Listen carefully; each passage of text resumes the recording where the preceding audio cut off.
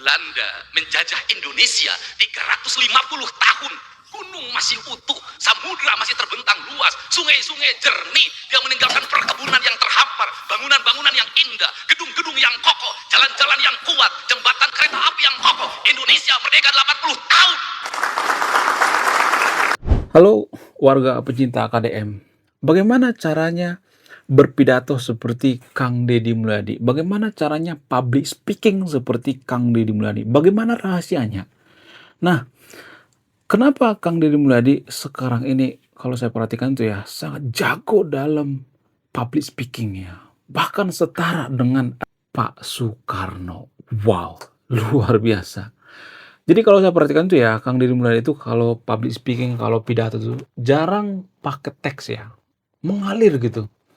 Ya, lancar banget ya bahasanya, tertata dengan rapi ya, sangat mudah dipahami.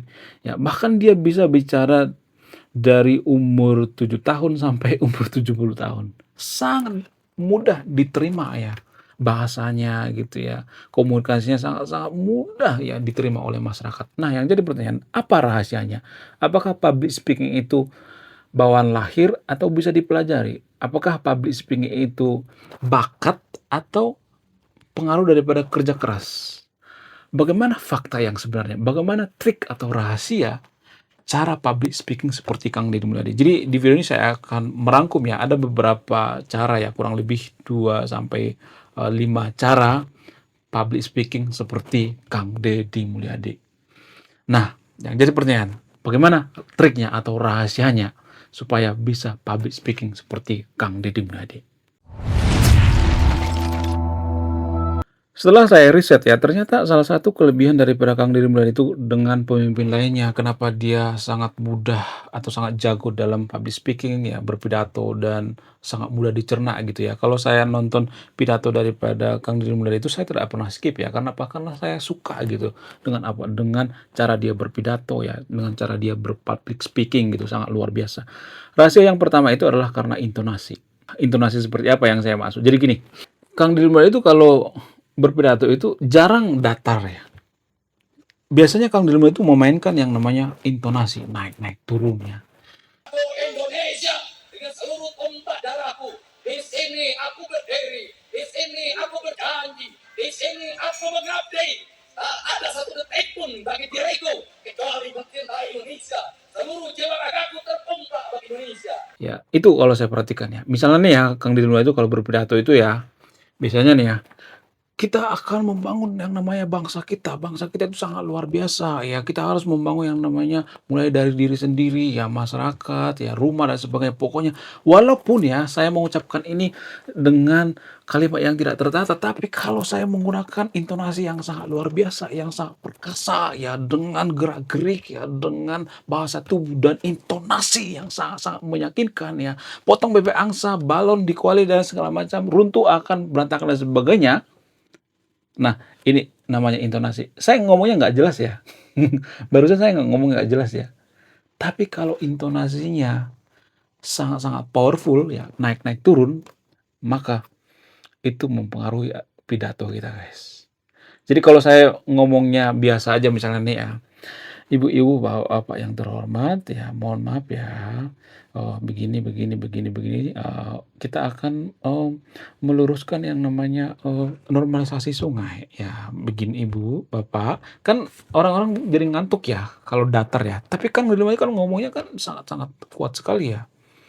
Banjir yang terjadi di Jawa Barat itu karena ulah kita sendiri, karena sungai-sungai itu dijadikan jadi perumahan. Ya, sungai-sungai itu tidak mengalir ya, sungai-sungai itu menjadikan banjir dan sebagainya. Dan untuk itu kita harus ya normalisasi. Hei para preman-preman, Anda akan saya sikat, Anda akan saya singkirkan. Jadi ini pengaruh intonasi, guys. Apakah intonasi itu ngasal gitu ya, seperti misalnya nih kita ngasal gitu? Enggak. Jadi terstruktur ya. Mohon maaf ya, saya menjelaskan itu agak ini ya, agak kurang ini ya, kurang paten ya. Tapi sebisa mungkin saya akan memberikan ya. Saya juga punya kelemahan ya. Jadi kalau boleh jujur ya, saya tuh dulu gagap, guys. Sebelum saya berani ngomong di kamera seperti ini ya, berbicara dengan lantang gitu ya, saya dulu gagap, guys. gagap saya itu bukan karena gagap yang saya bikin-bikin gitu, bukan, tapi gagap secara genetik. Jadi di keluarga saya itu ada sekitar 5 orang yang gagap berbicara, nggak jelas berbicara, nggak bisa jelas berbicara, gagap ya, seperti Ajis Gagap gitu ya. Dulu saya seperti itu waktu saya sekolah, waktu saya, SMP, SMA gitu, saya gagap banget gitu kalau disuruh presentasi ke depan saya tuh grogian orangnya, gagap gitu. Semenjak saya kuliah, saya belajar public speaking ya, saya, mempelajari gimana caranya berbicara di depan umum ya. Kemudian setelah, mahasiswa, saya berusaha mengikuti organisasi dan saya berusaha jadi ketua di sana. Saya tuh pernah ya pengalaman jadi ketua organisasi di kampus. Sejak saat itu ya, saya ada kesempatan untuk berbicara gitu. Kenapa saya berusaha jadi ketua itu? Untuk memperbaiki public speaking saya. Ya, public speaking saya itu kurang ya saat itu, sehingga kalau saya jadi ketua itu, saya kan dipaksa ya harus bicara ya di depan orang banyak. Kalau saya jadi ketua organisasi gitu. Nah itu yang saya latih dulu ya waktu saya mahasiswa. Sampai sekarang juga sebenarnya ya saya juga nggak terlalu jago-jago amat public speaking. Tapi masalah public speaking ini menurut saya pribadi itu seorang pemimpin itu kita harus bisa public speaking ya. Nggak harus seperti Kang Deddy Mulyadi ya, tapi ya separuh daripada Kang Deddy Mulyadi juga nggak jadi masalah ya. Itu sangat penting sekali guys. Di tempat kerja itu orang yang public speaking lah yang biasanya cepat naik jabatan. Bukan orang yang cerdas atau orang yang rajin. Tapi orang yang attitude-nya baik dan public speaking-nya baik. Itu kalau saya perhatikan. Ya nggak terlalu cerdas-cerdas amat juga, nggak terlalu pintar-pintar amat juga. Kalau public speaking-nya bagus ya, attitude-nya bagus, wah akan cepat naik jabatannya. Nah, bagaimana dengan Kang Deddy Mulyadi? Selain intonasi, apalagi yang mempengaruhi public speaking Kang Deddy Mulyadi? Nomor 2 ya, ini sekarang nomor 2 ya. Nomor 2 itu, dia memahami apa yang diucapkan. Makanya kalau kita perhatikan Kang Deddy Mulyadi itu, kalau misalnya dia public speaking pidato itu, ya dia selalu memejamkan mata. Kenapa dia memejamkan mata? Karena dia memahami ya, memahami dengan rasa, tidak ngasal gitu ya. Nah, misalnya nih ya, dia berpidato tentang menjaga lingkungan misalnya. Ya, dia benar melakukan itu di kehidupan nyata gitu, bukan cuma omong-omong gitu. Dia meneliti gitu ya, dia langsung terjun ke lapangan, dia mengetahui masalah seperti apa, dia sangat peduli dengan lingkungan gitu ya. Tidak hanya omong-omong, dia memahami gitu. Jadi kita tidak bisa public speaking kalau kita tidak memahami apa yang kita ucapkan. Gak bakal bisa. Ya, itu kalau saya perhatikan ya Kang Deddy Mulyadi, sangat memahami apa yang diucapkan dan kalau saya perhatikan itu ya, tidak hanya memahami, ini yang ketiga ya, rasa. Ya, setelah Kang Deddy Mulyadi memahami apa yang diucapkan, dia juga merasa gitu. Merasakan apa yang dirasakan oleh rakyat, apa yang dirasakan oleh masyarakat, keresahan masyarakat dan dia ungkapkan gitu dengan apa? Dengan cara public speaking. Makanya kalau kita perhatikan Kang Deddy Mulyadi itu ya kalau public speaking itu, kalau pidato itu ya, matanya itu selalu, tertutup gitu ya. Bukan, tidur ya, tapi agak ini ya, agak merem gitu ya, kalau saya perhatikan ya. Karena apa? Karena dia merasakan ya. Jadi kalau orang misalnya nih lagi makan ya, terus agak merem gitu ya, merasakan, oh itu sangat nikmat guys ya. Berarti benar-benar masuk ke hati gitu ya. Kemudian yang selanjutnya misalnya yang keempat, karena dia jujur, berintegritas. Nah, kalau misalnya nih ada orang public speaking gitu ya, pidato di depan kita, tapi kalau kita nggak percaya sama dia, kita nggak bakalan mau dengerin ya kan? Ya, bener nggak sih? Jadi integritas itu penting sekali guys ya. Walaupun kita ngomongnya itu berapi-api ya. Mohon maaf ya sebesar-besarnya bagi yang nonton video ini ya. Dulu kita ambil contoh misalnya ya, seperti Vicky misalnya ya. Mas Vicky dulu kan pernah calon pejabat ya dulu ya. Tapi ngomongnya itu berapi-api ya. Vikinisasi ya. Mungkin dari sahabat sudah pada tahu ya siapa itu Mas Vicky ya. Mas Vicky artis itu. Ya. Jadi gini guys. Dia tuh kalau public speaking itu sangat menggebu-gebu ya. Dia bisa memainkan intonasi. Anda cek nanti ya apa videonya. Pemalang harus bangkit dari keterpurukan. Saya pastikan tidak ada lagi ibu-ibu yang menangis di pinggiran rumahnya meratapi tentang masa depan anak-anak yang tidak bisa sekolah. sangat bisa memainkan intonasi. Tapi kenapa dia selalu gagal jadi politisi ya? Mencalonkan kepala desa gagal ya. Padahal kan dia artis, popularitas sudah populer dia kan. Kenapa bisa seperti itu? Karena orang-orang nggak percaya sama dia. Integritas guys. Integritas itu sangat penting sekali. Kejujuran itu sangat penting sekali. Nah, kenapa kita mau mendengarkan Kang Deddy Mulyadi? Karena dia jujur. Apa yang dia ucapkan itu yang benar yang dilaksanakan gitu. Dia nggak pernah bohong gitu. Sehingga kita percaya. Maka kita mendengarkan apa yang diucapkan oleh Kang Deddy Mulyadi ya. Itu sangat penting ya. Kemudian apalagi? Selain integritas, kita juga harus punya yang namanya ilmu pengetahuan ya. Jadi percuma kita mengucapkan ya kalimat-kalimat tertentu ya saat pidato, tapi kita tidak punya pengetahuan gitu ya. Itu juga penting guys ya. Walaupun misalnya nih ya kita memahami ya, kemudian tapi kita tidak memberikan semacam value atau ilmu pengetahuan bagi audiens, maka itu juga serasa hambar gitu. Kalau saya perhatikan ya Kang Deddy Mulyadi itu ketika dia public speaking itu dia selalu memberikan yang namanya pengetahuan baru gitu ya, ilmu baru ya. Kalau saya perhatikan. Itu artinya dia berpengetahuan ya. Orang yang gemar belajar gitu ya, berpikir kritis dan lain sebagainya ya. Kemudian selain itu dia dalam public speaking itu kalau saya perhatikan Kang Deddy Mulyadi itu ya kelebihannya itu dia sangat-sangat pintar memainkan yang namanya humor. Jadi dia tahu kapan melemparkan yang namanya humor. Kenapa Kang Deddy Mulyadi itu selalu melemparkan yang namanya joke gitu, humor gitu, atau candaan atau lawakan-lawakan gitu. Apa alasannya? Biar tidak terlalu membosankan. Itu kalau saya perhatikan ya. Tidak terlalu membosankan sehingga dia melemparkan yang namanya joke-joke atau humor-humor gitu ya. Tapi kalau saya perhatikan ya, ketika dia melemparkan humor itu, joke-joke itu apa adanya gitu ya, nggak dibuat-buat gitu ya, dan mengalir apa adanya gitu kalau saya perhatikan ya. Dan itu penting guys ya. Kalau misalnya kita pidato itu terlalu monoton gitu ya, terlalu serius banget, nggak ada humornya, maka akan susah diterima. Humor itu sangat penting guys bagi public speaking ya. Cuman kalau kita perhatikan itu ya di Indonesia itu, masyarakat Indonesia itu kan sangat-sangat humoris ya. Jadi di Indonesia itu pelawak itu sangat dihargai guys. Nah, inilah yang diperhatikan oleh Kang Deddy Mulyadi kalau saya perhatikan kalau dia public speaking. Dia selalu melontarkan atau melemparkan yang namanya joke atau humor-humor yang sangat-sangat fresh, yang sangat segar gitu. Ya, sehingga kita tertawa dan ini semacam menarik perhatian guys ya. Itu kalau saya perhatikan. Kemudian selain itu Kang Deddy Mulyadi juga sangat pintar melakukan yang namanya pembukaan yang sangat-sangat luar biasa kalau berpidato. Melakukan yang namanya hook. Jadi dalam konten kreator itu ada istilah hook ya. Hook itu kalimat pertama. Nah, hook ini ya sangat penting sekali dalam public speaking. Kenapa? Karena kalau kita kehilangan momentum ya, kehilangan minat, ya hook itu diciptakan tujuannya apa? Tujuannya untuk menarik minat ya. Minat audiens gitu ya.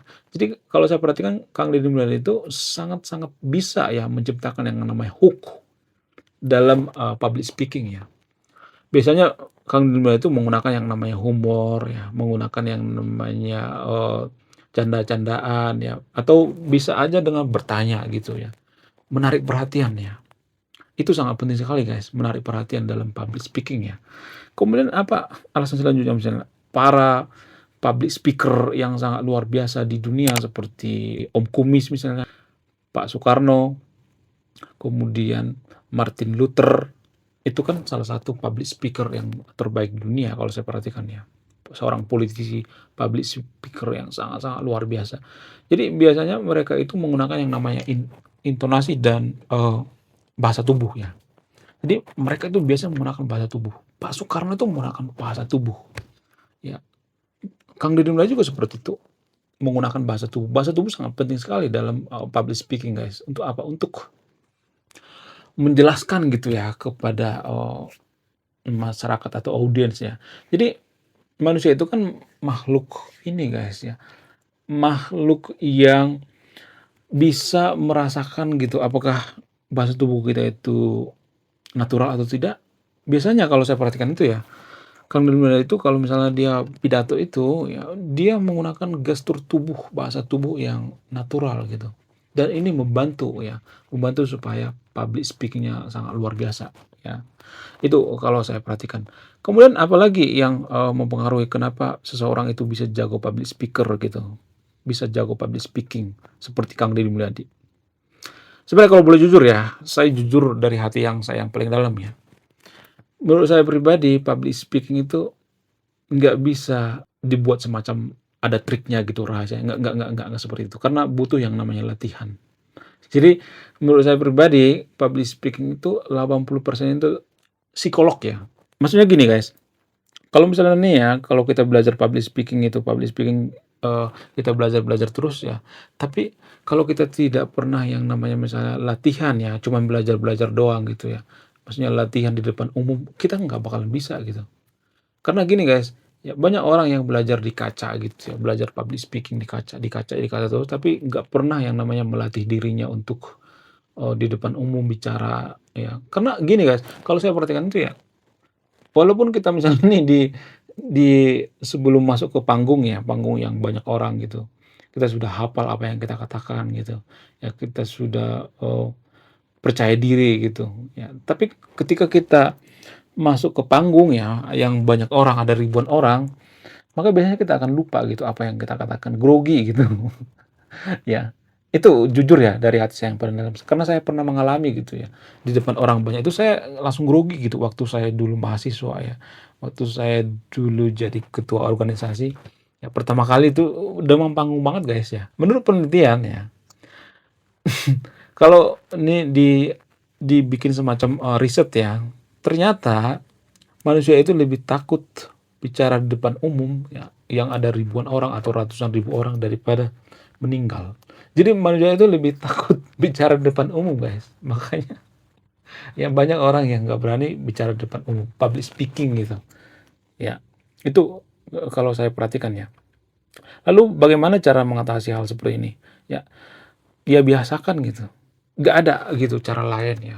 Misalnya nih kita tahu triknya, oh kalau bicara depan umum tuh harus menggunakan intonasi, harus menggunakan gerakan-gerakan, harus, memahami dan sebagainya. Tapi kalau kita nggak terbiasa di depan umum bicara, kita kan depan panggung guys. Jadi biasakan gitu ya, harus dibiasakan gitu. Sama seperti belajar, naik sepeda. Public speaking itu sama seperti belajar, naik sepeda guys. Kalau kita belajar cuman teori gitu ya, cuman nonton di YouTube misalnya ya, cara naik sepeda ya, tapi nggak pernah praktek gitu. Nggak pernah, bawa ke jalan gitu ya kan, nggak pernah latihan gitu. Itu, mustahil guys ya. Jadi public speaking juga seperti itu ya, nggak boleh hanya teori doang, tapi harus sering-sering ya dilatih bicara di depan umum gitu. Biar apa? Biar mental kita itu terlatih. Kemudian kalau saya perhatikan tuh ya, Kang Deddy Mulyadi itu, dia tuh bakatnya itu ya public speaking. Dia menurut saya pribadi orang yang berbakat ya. Mohon maaf ya bagi yang nonton video ini ya, saya tidak, mengatakan bahwa Anda tidak berbakat, saya tidak mengatakan seperti itu. Tapi kalau saya perhatikan itu ya, Kang Deddy Mulyadi itu, ya kelebihannya di situ, public speaking ya. Makanya dia sangat mudah menghipnotis orang kalau public speaking. Dari dulu guys itu, dari, semenjak SMP gitu ya, semenjak dia, masuk, ke pengurusan organisasi OSIS ya. Dari SD dia sudah mulai masuk organisasi ya. Dari SMP maksudnya, SMP, SMA, kuliah sudah itu dia, ketua daripada HMI, Himpunan Mahasiswa Islam Indonesia. Dia sudah, jadi ketua guys saat itu ya, cabang Purwakarta ya. Dan public speaking itu sudah sangat, luar biasa. Jadi dia, saya perhatikan ya, Kang Deddy Mulyadi ini seperti punya bakat ya, bakat bawaan lahir ya. Mohon maaf ya bagi yang nonton video, saya tidak mengecilkan Anda ya, saya tidak mengatakan bahwa Anda itu tidak berbakat, tapi saya melihat Kang Deddy Mulyadi punya bakat, bakat dalam public speaking. Dan apakah bakat itu bisa ditiru? Nggak bisa. Jadi kita tidak bisa seperti Kang Deddy Mulyadi gitu ya, persis seperti yang dilakukan gitu, cara dia ngomong gitu, cara dia bercanda dan lain sebagainya, nggak bisa. Punya keunikan masing-masing. Ya, kita tidak bisa persis seperti Martin Luther King, kita tidak bisa seperti Pak Soekarno gitu ya, kita tidak bisa seperti Kang Deddy Mulyadi, tapi jadilah diri sendiri gitu, dengan versi kita sendiri gitu. Ya ada orang yang public speaking-nya itu dia lebih menekankan yang namanya bahasa tubuh, ada juga yang tidak terlalu gitu ya. cuman sekilas aja gitu. Ada orang yang kalau bicara itu ya harus megang sesuatu gitu, seperti ini misalnya nih ya. Ada tuh seperti itu. Ya kalau Anda jeli ya, kalau Anda perhatikan ya, ada banyak orang seperti itu. Ada yang harus megang pensil gitu, ada harus megang kertas gitu ya, ada yang harus megang seperti ini, ada seperti itu ya. Kalau saya nggak megang juga nggak apa-apa gitu.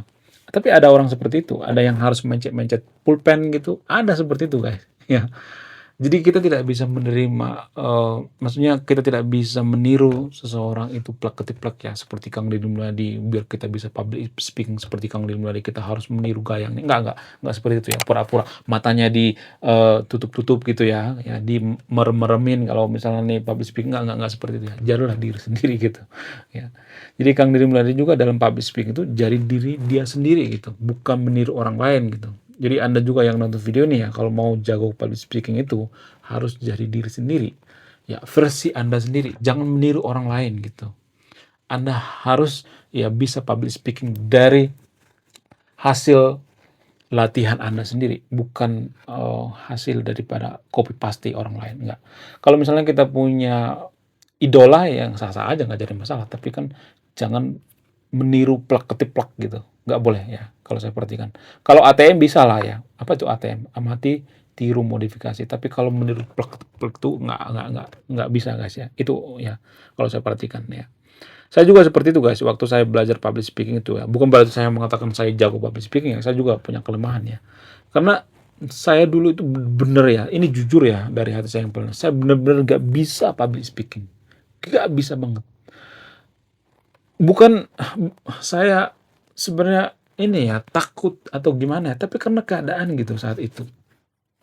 Saya itu ya secara bawaan itu gak bisa ngomong dengan lancar zaman dulu ya, terbata-bata. Karena apa? Karena ada semacam penyakit bawaan gitu, dan saya latih terus. Jadi saya ngomong seperti ini, saya latihan tuh sampai ribuan kali guys ya.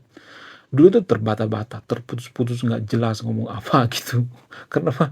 Karena saya itu menderita gagap dari lahir guys ya. Dari lahir, dan keluarga saya juga banyak yang gagap gitu. Ada 5 orang keluarga saya itu yang gagap. Adik-adik saya ada yang gagap guys. Ada 3 orang adik saya yang gagap. Jadi Anda yang nonton video nih ya, kalau Anda mau belajar gitu public speaking, Anda juga bisa ya. Ya minimal separuh daripada Kang Deddy Mulyadi gitu, nggak melebihi Kang Deddy Mulyadi ya. Karena ya bakat itu nggak bisa ditiru guys ya. Oke, sekian video ini, terima kasih sudah menonton kami. Saya pecinta Kang Deddy Mulyadi. Jalan-jalan ke Lembur Pakuan, siangnya beli lemper. Jangan ngaku fans Kang Deddy Mulyadi kalau masih buang sampah sembarangan. Bye-bye.